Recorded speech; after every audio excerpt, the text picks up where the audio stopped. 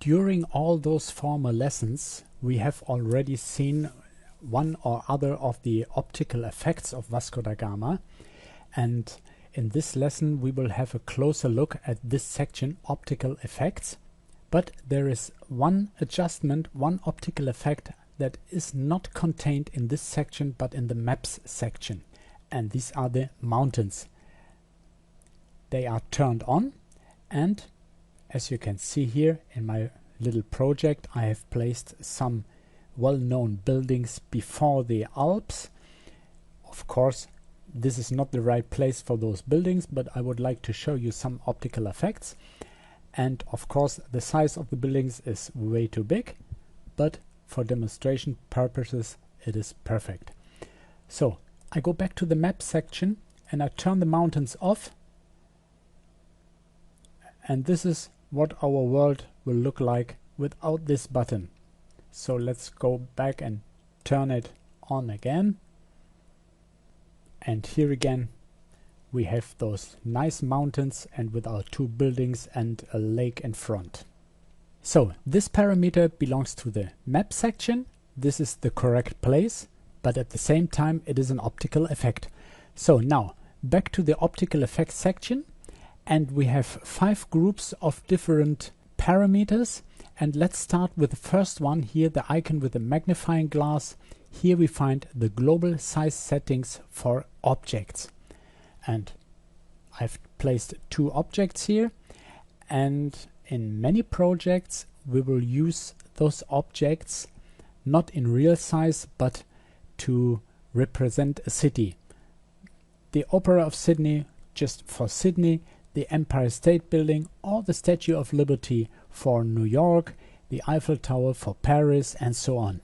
And every object has of course its own size settings. We know it in the objects editor. We have the size wheel for the object.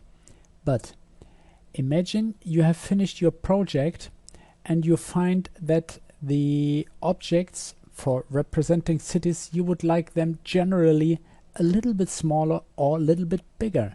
Then you can go here to the global size settings, and here with this wheel for the 3D objects, for example, you can make all the objects in one go a little bit smaller.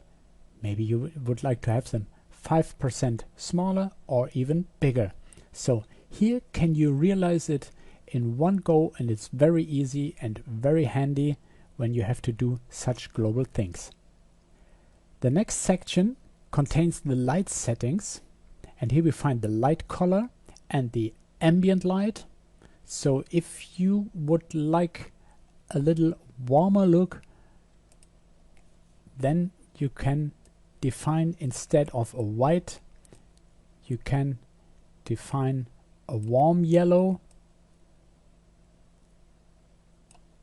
Accept with OK, and now your scenery looks a little bit warmer sunlight, just like in the afternoon hours. And the second color is the ambient light, which is used in conjunction with the light color. The atmosphere settings give us the real feel, and by default it is turned on, and here you can see it. And let's turn it off to see what you are missing when it's turned off. Just as with the mountains, there is something missing when it's not turned on.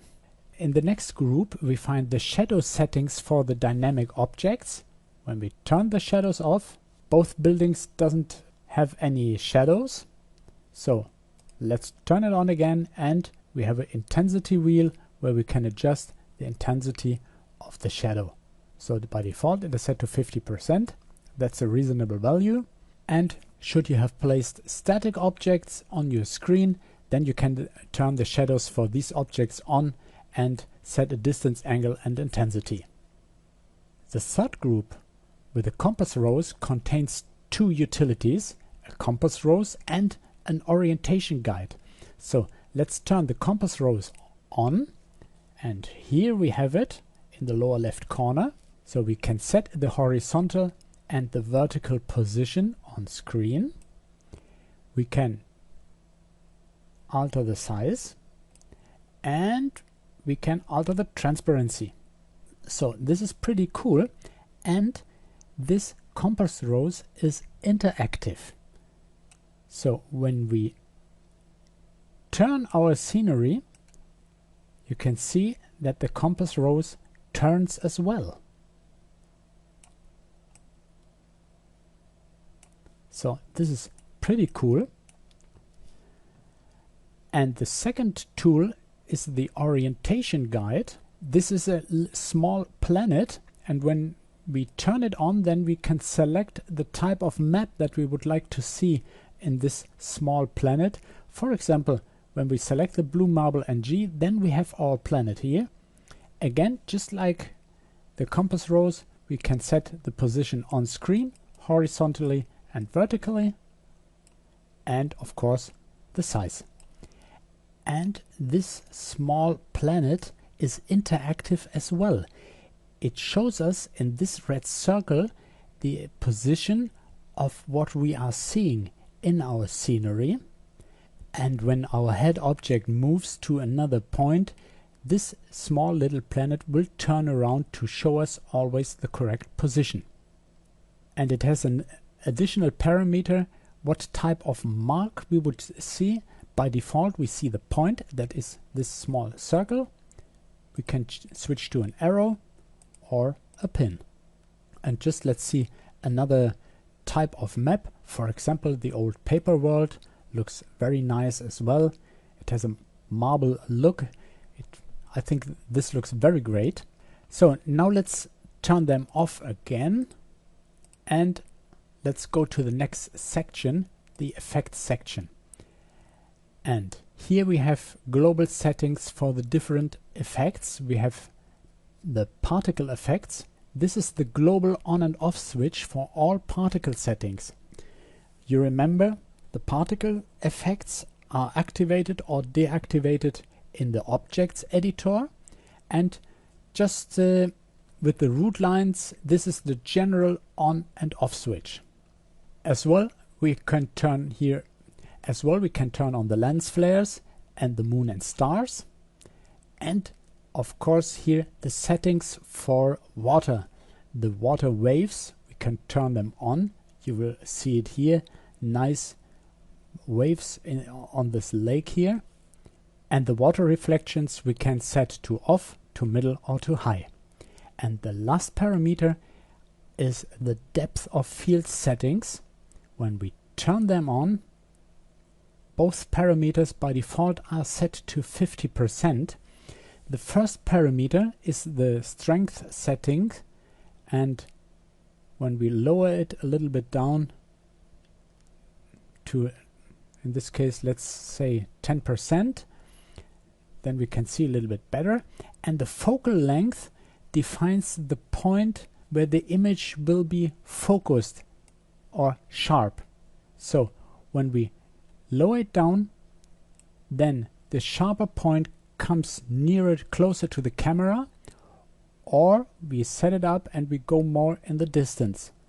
So here now you see, now we are too close, the buildings are blurred, and now we have the Opera sharp, and now the Empire State Building.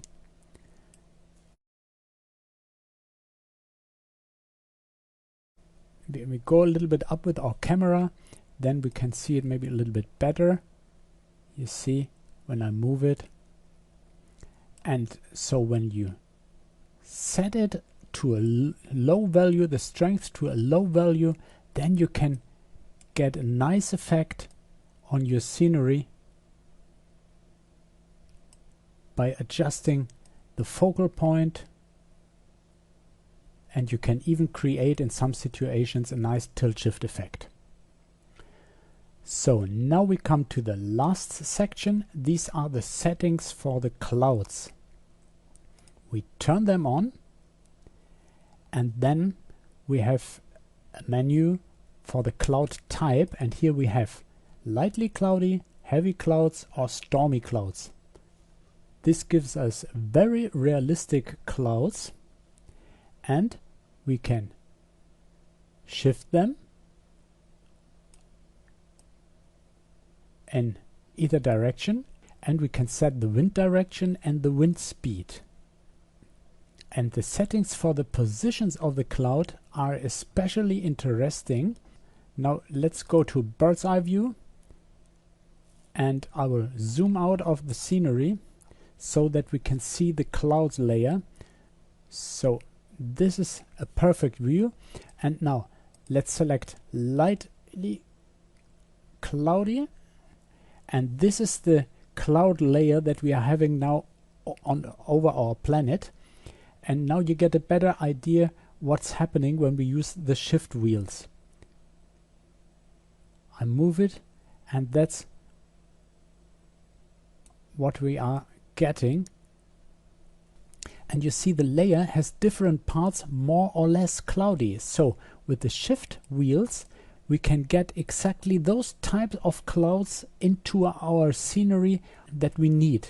You see here we have parts with thicker clouds, or here with lesser, and when we switch to heavy clouds this is even more dense, and when we shift it you see here there are different parts that are really a little bit stormy, and finally when we switch to stormy clouds then we have a layer that contains